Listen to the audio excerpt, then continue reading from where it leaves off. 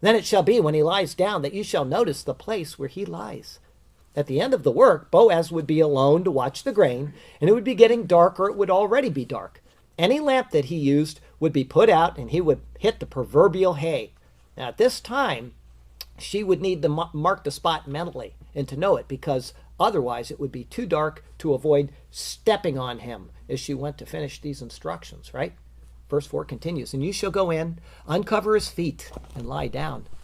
To uncover his feet is literally the places of his feet. Try to remember that. It would be comparable to saying in our modern lingo, the foot of his bed. Boaz would probably be sleeping in his clothes, and he'd merely have a cover over his feet to keep them warm through the night.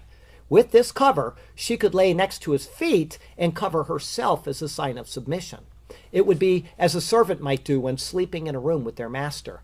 Some scholars take great offense against this particular instruction here and find blame in both Naomi and in Ruth for being so unwise and acting in such an unbiblical manner. You'd be surprised how many comments say that. This is what happens when we take and we insert our own cultural norms into someone else's cultural setting.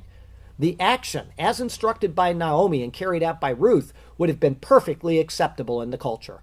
She is offering herself to the one who has the right to redeem her by taking advantage of the very law of redemption which the culture was guided by. Boaz had meticulously cared for Ruth and had revealed his intentions to her through his actions, but it is her right of redemption, not his. He is the one to perform the redemption if so asked, and he had implicitly demonstrated his desire to do so through his care of her, maybe hoping that she would respond. And so it is with the Spirit. Keep thinking of yourself. Guess what? He calls us in anticipation of responding. He gives us his words. He tells us what Jesus did. It is like Boaz giving her all of that grace in the field, and he's doing the same thing with us. That person that was sitting in here a while ago, she was given more grace this morning and a little bit on the board, and she got grace with the hugs and with the music. And the Spirit is calling her, but it is up to her to respond, and that is what's going on right here. Christ has the power to redeem, but he allows us the choice to ask for it. This is perfectly evident here and throughout all the rest of Scripture. It makes no sense at all to say that one would call on the name of the Lord to be saved if they were first regenerated in order to call on the name of the Lord. Boaz offered in his own way, and he waited for Ruth to respond. Having said that, it is certain that Ruth, the hard yet humble gleaner in the field, would never have summoned up the courage to go to Boaz, even at Naomi's instruction, unless she wanted to have him in marriage and unless she knew that she would be received favorably by him. In essence, Boaz gave her the faith to come forward to be redeemed by his actions towards her.